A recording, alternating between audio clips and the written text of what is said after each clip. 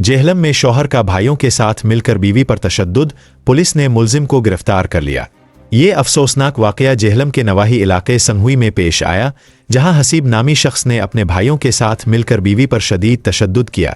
खातून को कमरे में बंद करके ना सिर्फ भूखा रखा गया, बल्कि शौहर कमरे में बंद करके बीवी के जिस्म पर सिगरेट भी लगाता रहा।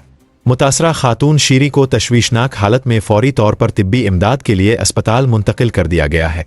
शीरी ने पुलिस को दिए गए इब्तिदाई बयान में बताया कि इसने 1.5 साल कबल मोहम्मद हसीब नामी नौजवान से वालिदैन की मर्जी के बगैर पसंद की शादी की थी। ताहम शादी के बाद न सिर्फ शौहर के अहल खाना बल्कि खुद शौहर ने भी इसे तस्लीम नहीं किया और मुसलसल ज़हनी और जिस्मानी तशद्दुद का निशाना बनाया।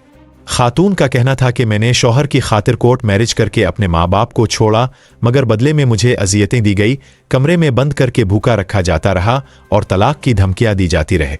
EPO जेहलम की हिदायत पर पुलिस ने फौरी कार्रवाई करते हुए मोहम्मद हसीब के खिलाफ मुकदमा दर्ज कर लिया है और इसे गिरफ्तार करके तफ्तीश शुरू कर दी गई है।